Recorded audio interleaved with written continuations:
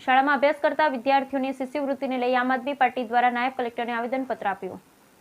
છેલ્લા કેટલાક સમયથી શાળામાં અભ્યાસ કરતા વિદ્યાર્થીઓને સરકારની સહાય યોજના અંતર્ગત મળતી શિષ્યવૃત્તિને લઈ વિદ્યાર્થીઓ ભારે મુશ્કેલીનો સામનો કરવો પડી રહ્યો છે। 2 દિવસ અગાઉ કેટલાક વિદ્યાર્થીઓ શિષ્યવૃત્તિ નહીં લેવા માટે પણ પત્ર લખી સરકાર સામે આક્રોશ વ્યક્ત કરાયો।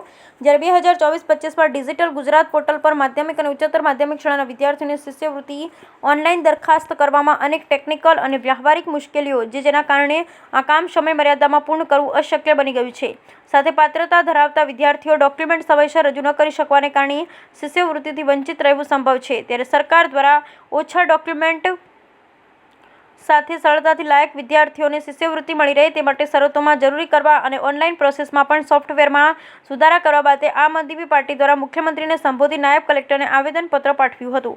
ઓનલાઈન દરખાસ્ત કરવામાં અને અડચણો આવે છે, જેમાં વિદ્યાર્થીઓ KYC, રેશન કાર્ડમાં આધાર કાર્ડ લિંક કરાવવા માટે તેમજ આધાર કેન્દ્રો પર ટોકન લઈને સવાર સાંજ સુધી ઊભા રહેવું પડી રહે છે, જેના લીધે વિદ્યાર્થીઓને અભ્યાસ પણ બગડી રહ્યો છે। ત્યારે દરેક શાળામાં ચાઇલ્ડ ટ્રેકિંગ સિસ્ટમ પર કરેલ ડેટા એન્ટ્રીને આધારભૂત ગણી એમાં દર્શાવેલ જ્ઞાતિ અને આર્થિક કેટેગરીના ધ્યાને લઈ ડિજિટલ ટ્રાન્ઝેક્શનની વિદ્યાર્થીઓના એકાઉન્ટમાં શિષ્યવૃત્તિ જમા આપવામાં આવે તો ખરેખર વિદ્યાર્થીઓ સાથે ન્યાય મળી શકે તેવી માંગ સાથે આમ આદમી પાર્ટી દ્વારા મુખ્યમંત્રીને સંબોધી નાયબ કલેક્ટરને ખાતે આવેદનપત્ર પાઠવ્યું, જેમાં આમ આદમી પાર્ટીના પ્રદેશ નેતા doctor Rameshbhai Patel, ward number 4ના આમ આદમી પાર્ટી સદસ્ય વિજયભાઈ દવે, શહેર પ્રમુખ સુભાષભાઈ ઠક્કર, લીગલ સેલ મુસ્તકીમ મેમન, મહામંત્રી રવિ દેવાણી, અલ્પેશભાઈ દેસાઈ સહિત હોદ્દેદારો અને કાર્યકર્તાઓ મોટી સંખ્યામાં ઉપસ્થિત રહ્યા હતા।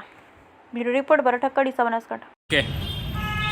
વર્તમાન સમયમાં વિદ્યાર્થીઓ જે શાળાઓમાં ભણે છે એમની શિષ્યવૃત્તિ માટે 2024-25નું જે ડિજિટલ પોર્ટલ છે એમાં ઓનલાઈન કંઈક એપ્લિકેશન કરવાની હોય છે અને આ બાબતે વિદ્યાર્થીનું આધાર લિંક ને બધું કેટલા પ્રકારનું વિદ્યાર્થીને માનસિક ત્રાસ મળે એવી સરકારે ફતવો બહાર પાડ્યો છે।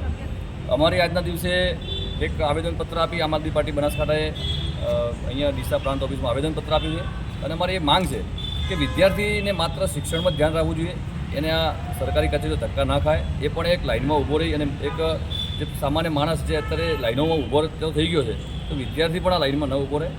કોઈ પણ કામગીરી હોય, વિદ્યાર્થી લેવલની કોઈ પણ કામગીરી હોય એ અમારી માંગ છે કે તે શાળાની અંદર આચાર્ય થ્રુ જ થવી જોઈએ। વિદ્યાર્થીએ કોઈ આવા લોબી લાઇનમાં શિક્ષણનો સમય બગાડી, ચાલુ શિક્ષણનો જે સમય બગાડીને આ લાઇનમાં જે લાગી રહ્યો છે એ ખૂબ ગેરવ્યાજબી છે।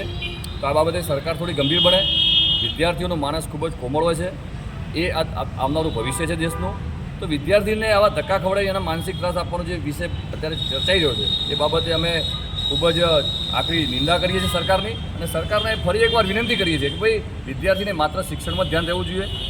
શિક્ષકોએ આ બાબતે પણ જાગૃત બની અને વિદ્યાર્થીને સહકાર આપવો જોઈએ। સ્કૂલ લેવલે આ બધી કામગીરી પતી જાય એવો પ્રયત્ન કરવો જોઈએ। સરકારે જે કંઈ પણ કામગીરી કરવી હોય એ આચાર્યશ્રી થ્રુ કરવી જોઈએ, ન કે સરકારી કચેરીઓમાં વિદ્યાર્થીઓને લાઈનો લગાવવા જોઈએ। તો આ બાબતનું આવેદનપત્ર આમ આદમી પાર્ટી ડીસા ટીમ અને બનાસકાંઠા ટીમ વતી અહીંયા અમે પ્રાંત કચેરી ડીસા ખાતે આપ્યું છે।